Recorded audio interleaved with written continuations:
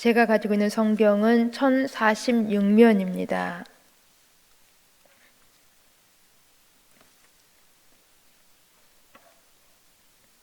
이사야 65장 1절부터 7절까지 말씀 교독하시겠습니다. 먼저 읽겠습니다.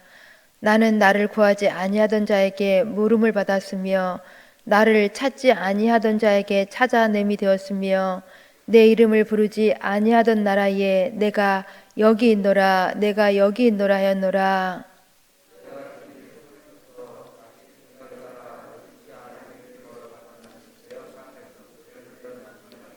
곧 동산에서 제사하며 벽돌 위에서 분향하여 내 앞에서 항상 내 노를 일으키는 백성이라.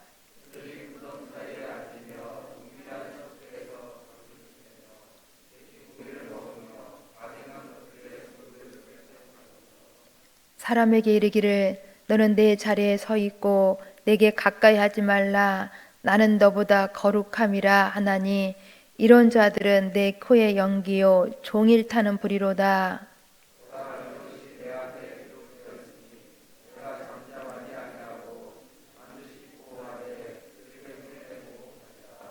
함께 보십니다. 너희의 죄악과 너희 조상들의 죄악은 한 가지니 그들이 산 위에서 분향하며 작은 산 위에서 나를 능욕하였음이라. 그러므로 내가 먼저 그들의 행위를 헤아리고 그들의 품에 보응하리라. 여호와가 말하였느니라. 아멘. 오늘 본문의 65장의 말씀은 앞에 63장 15절부터 64장까지 있었던 선자의 기도에 대한 응답입니다. 앞장에 있었던 선자의 기도는 이런 것입니다. 왜 우리를 이렇게 회복시켜 주지 아니하시는 것입니다. 출애굽 때처럼 그렇게 우리의 삶을 회복시켜 달라라는 것입니다. 그러면서 이렇게 하소연하면서 이렇게 질문하면서 이제 이 선자의 기도는 마무리를 짓고 있습니다. 우리가 오늘 65장을 읽으셨는데 그 앞에 64장 12절 말씀을 같이 읽습니다. 12절 여호와여 일이 이러하거늘 주께서 아직도 가만히 계시려 하시나이까. 주께서 아직도 잠잠하시고 우리에게 심한 괴로움을 받게 하시려나이까. 가만히 계시렵니까? 잠잠하시렵니까? 우리로 계속 괴로움을 받게 하시렵니까? 라고 기도를 마치고 있다라는 것입니다. 즉 왜 우리를 잊어버렸습니까? 왜 우리 기도를 들어주지 않으십니까? 왜 우리를 외면하시고 고난을 받게 하십니까? 라고 기도하고 있다라는 것입니다. 이 기도에 대해서 우리 하나님께서 응답하십니다. 본문 65장에서 응답하시는 데에 이 응답의 부분이 크게 세 부분으로 나뉘어집니다. 1절부터 7절까지 그리고 8절부터 16절까지 그리고 17절부터 25절까지 이렇게 세 부분으로 응답을 주고 계십니다. 우리는 오늘 그중 첫째 부분만 읽었습니다.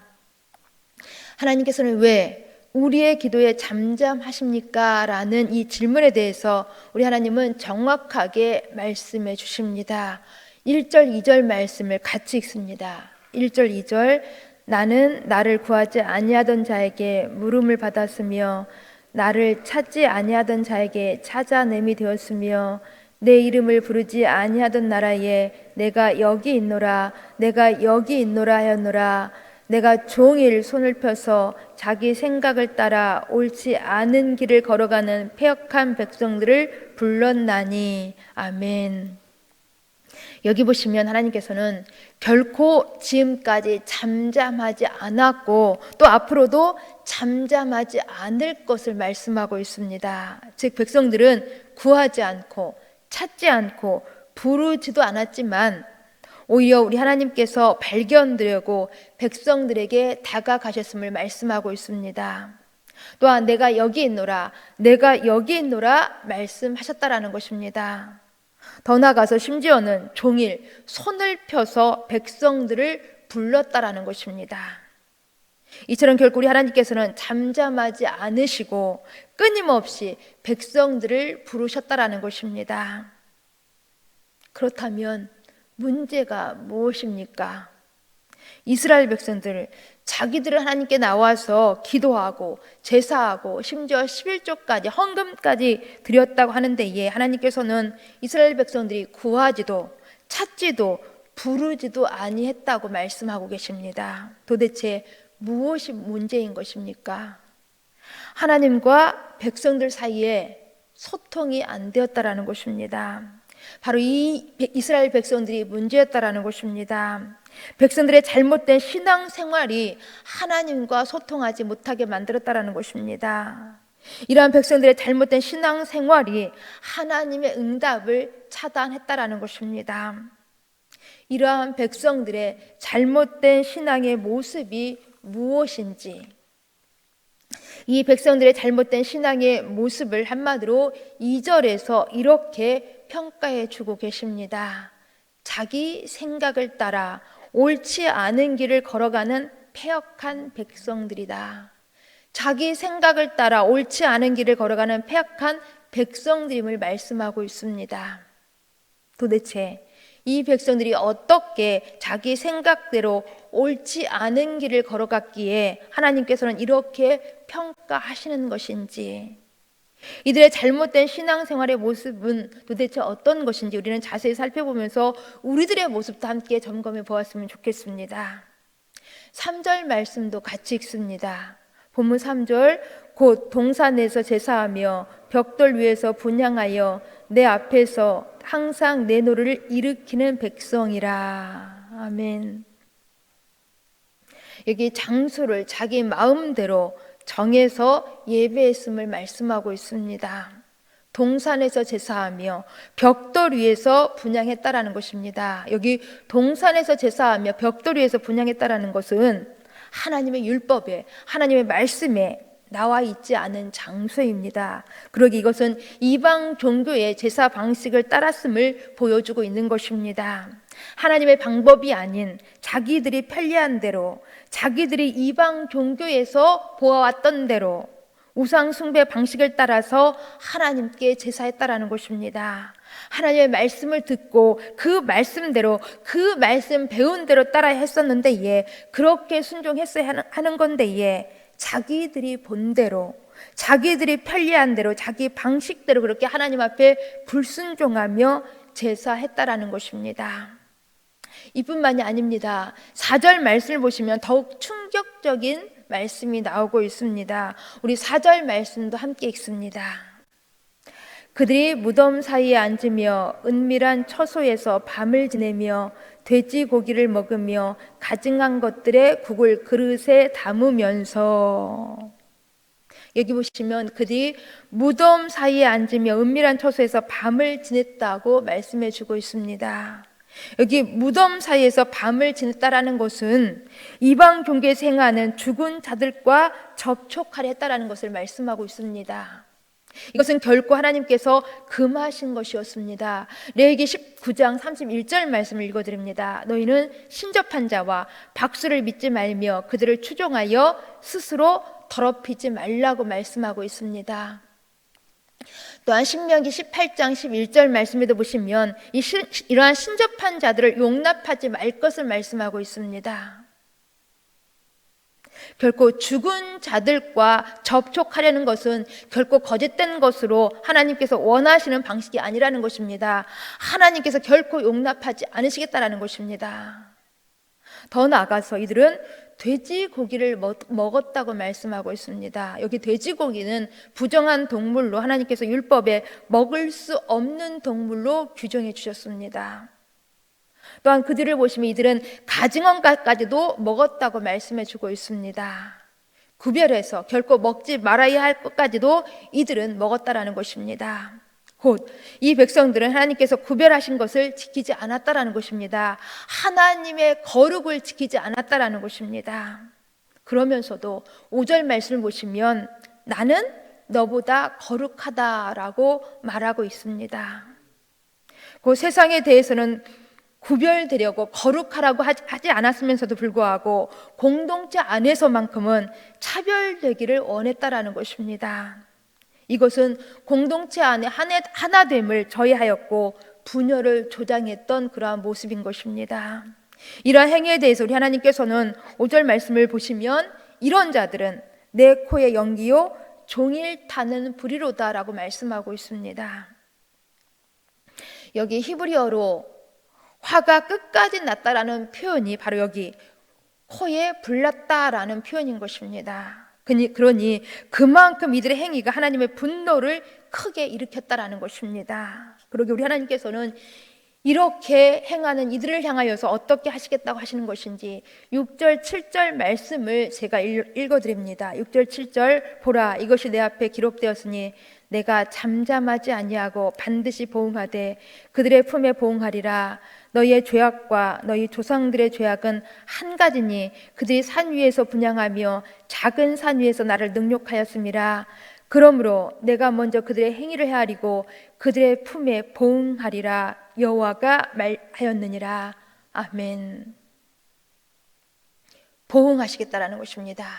보응하시겠다라는 것입니다. 여기 보응하시겠다는 것은 심판하시겠다라는 것입니다. 하나님은 결코 이스라엘의 이 잘못된 이 신앙의 행위에 대해서 잠잠하지 않으시고 심판하시겠다고 말씀하고 계시는 것입니다. 그런데 참으로 다행스러운 것은 하나님께서는 사람과 다르다라는 것입니다. 우리 사람은 분노가 일어나면 화가 일어나면 지나치게 행동하는 그런 경우가 참 많은데 하나님께서는 그렇게 하지 아니하시고 보응하시는 중에서도 심판하시는 중에서도 긍휼을 잃지 않겠다고 말씀하십니다. 긍휼을 베푸시겠다라는 것입니다. 곧 다 멸하지 아니하시고 남은 자들은 두시겠다고 우리가 오늘 읽지는 않았지만 두 번째 응답 부분인 9절에서 말씀하고 있습니다.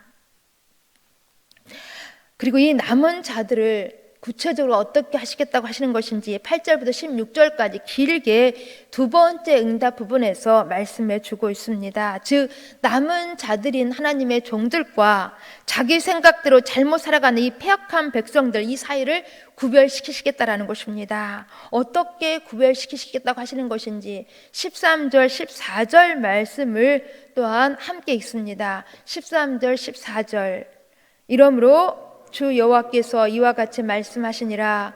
보라 나의 종들은 먹을 것이로되 너희는 줄일 것이니라. 보라 나의 종들은 마실 것이로되 너희는 가라할 것이니라. 보라 나의 종들은 기뻐할 것이로되 너희는 수치를 당할 것이니라. 보라 나의 종들은 마음이 즐거움으로 노래할 것이로되 너희는 마음이 슬픔으로 울며 심령이 상함으로 통곡할 것이며. 아멘. 보시면 하나님의 종들은 먹고 마시고 기쁘게 즐겁게 노래하게 하시겠다라는 것입니다. 그러나 패역한 백성들은 줄이고 가라고 수치를 당하고 슬프고 울며 통곡하게 하시겠다라는 것입니다. 그러기에 이 땅에서 이 세상에서 우리 축복의 삶을 살고자 하는 사람들은 하나님을 향하여서 복을 구할 것을 말씀하고 있습니다. 이 사실을 16절이 말씀하고 있다라는 것입니다. 제가 16절 말씀을 읽어드립니다. 이러므로 땅에서 자기를 위하여 복을 구하는 자는 진리의 하나님을 향하여서 복을 구할 것이요 땅에서 맹세하는 자는 진리의 하나님으로 맹세하리니 이는 이전 환난이 잊어졌고 내 눈앞에 숨겨졌음이라. 아멘. 이러한 하나님의 약속의 말씀을 붙잡고 살아가는 이 사람들에게는 궁극적인 미래가 주어지는 데에 이 미래가 어떤 것인지 그 뒤에 셋째 응답 부분인 17절부터 25절까지 말씀해 주고 있습니다.